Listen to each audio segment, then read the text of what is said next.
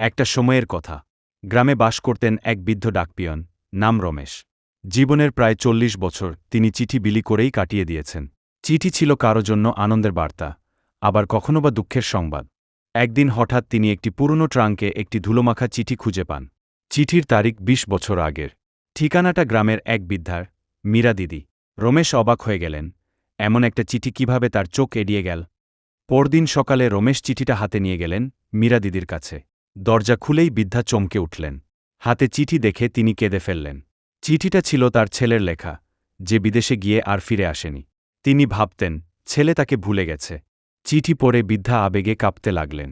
ছেলেটা লিখেছিল, মা, আমি আসছি তোমাকে নিতে, তবে ভাগ্যের পরিহাস, সে আর কোনোদিন ফেরেনি, একটি দুর্ঘটনায় সে মারা যায়।